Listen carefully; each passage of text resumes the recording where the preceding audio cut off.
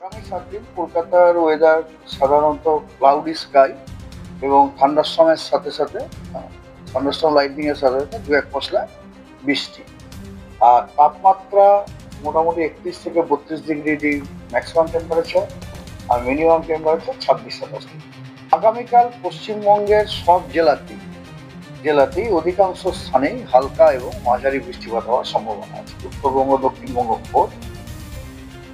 আগামী পরশুদিন মানে শনিবার, উত্তরবঙ্গের সব জেলাগুলোতে অধিকাংশ স্থানে হালকা এবং মাঝারি বৃষ্টিপাত হওয়ার সম্ভাবনা আছে, এবং দক্ষিণবঙ্গের সব জেলাগুলোতে অনেক জায়গায় হালকা এবং মাঝারি বৃষ্টিপাত হওয়ার সম্ভাবনা আছে।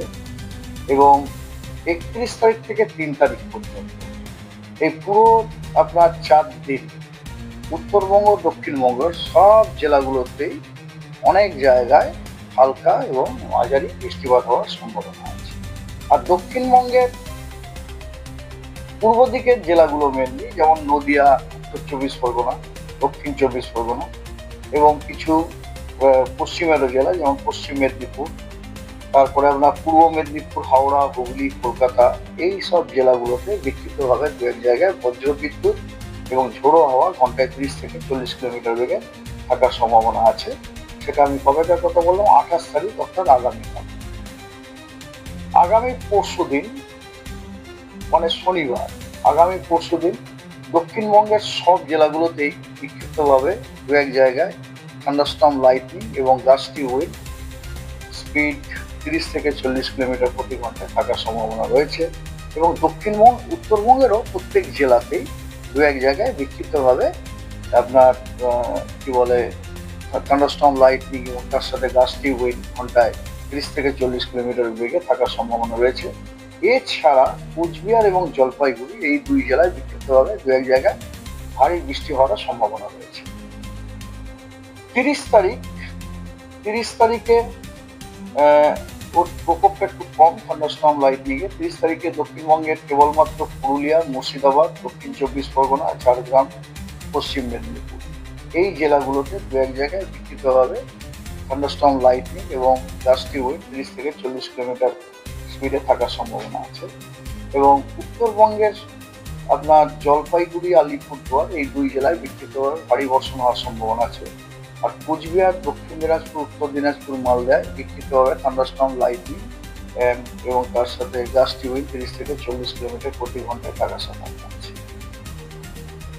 31 তারিখে কোনো ওয়ার্নিং নেই, কেবলমাত্র পূর্ব মেদিনীপুর এবং দক্ষিণ 24 পরগনা, এই দুই জেলায় বিক্ষিপ্তভাবে থান্ডারস্টর্ম লাইটনিং এবং ঝোড়ো হাওয়া ঘন্টায় 30 থেকে 40 কিলোমিটার বেগে থাকার সম্ভাবনা আছে। আর আর 1, 2, 3 এই 3 দিনের জন্য এই মুহূর্তে কোনো ওয়ার্নিং নেই। শনি রবি মনে হচ্ছে 29, 30 আর 31, তাই তো? প্রথম কথা, 30 এবং 31 এই দুদিনেই কিন্তু দক্ষিণবঙ্গ এবং উত্তরবঙ্গ দুই জেলাতেই কিন্তু অধিকাংশ স্থানে অথবা অনেক জায়গাতেই হালকা থেকে মাঝারি বৃষ্টিপাত হওয়ার যথেষ্ট সম্ভাবনা আছে। ঠিক আছে? এবং বুঝতে পারছেন হালকা থেকে মাঝারি বৃষ্টিপাত যখন হচ্ছে, এবং শুধু তাই নয়, 30 আর 31-এ আমি আপনাদেরকে এও বলেছি যে দক্ষিণ 24 পরগনা, পশ্চিম মেদিনীপুর, তারপরে আপনার ঝাড়গ্রাম, পুরুলিয়া, মুর্শিদাবাদ, এই জেলাগুলোতে থান্ডারস্টর্ম লাইটনিং হওয়ার সম্ভাবনা আছে। আর উত্তরবঙ্গের মোস্টলি সবকটা জেলাতেই কিন্তু থান্ডারস্টর্ম লাইটনিং হওয়ার সম্ভাবনা। এর একটা কারণটা হচ্ছে যে এখন যে আপনার মৌসুমী অক্ষরেখাটা, এই মৌসুমী অক্ষরেখাটা আমাদের পশ্চিমবঙ্গ থেকে অনেক সাউথে আছে, এবং পশ্চিমবঙ্গ থেকে অনেক সাউথে মৌসুমী অক্ষরেখাটা থাকার জন্য আমরা সকলেই জানি যে মৌসুমী অক্ষরেখার কাছে উইন্ড একটা মোটামুটি অ্যান্টি ক্লকওয়াইজ টার্ন নেয় মৌসুমী অক্ষরেখার। এবারে মৌসুমী অক্ষরেখা, যেটা কিনা আমাদের পশ্চিমবঙ্গ রাজ্যের থেকে অনেক দক্ষিণে আছে, সেটা যদি মৌসুমী অক্ষরেখা বরাবর একটা অ্যান্টি ক্লকওয়াইজ টার্ন নেয়, তাহলে আমরা কি দেখতে পাবো? ওই অ্যান্টি ক্লকওয়াইজ টার্ন নেওয়ার পরে ওই উইন্ডের ডাইরেকশন আমাদের দক্ষিণবঙ্গে কি হবে? দক্ষিণবঙ্গে আপনারা বুঝতেই পারছেন উইন্ডের ডাইরেকশনটা দক্ষিণবঙ্গ বলা, গোটা পশ্চিমবঙ্গে বলতে পারে ইস্টার্লি হবে, নয়তো সাউথ ইস্টার্লি হবে। মানে অ্যাজ এ রেজাল্ট অফ আপনার ওই যে উইন্ড, এগুলো কিছু পরিমাণ ময়েশ্চার আমাদের রাজ্যে নিয়ে আসছে এবং তার সাথে ম্যাক্সিমাম টেম্পারেচারটা আপনার দেখলেন 30-31 ডিগ্রি। তার জন্যই আপনি যেটা বললেন যে একটুখানি আশপাশ তো একটু যে ওয়েদার সে ওয়েদার থাকার সম্ভাবনা আপনার শনি রবিবারও আছে।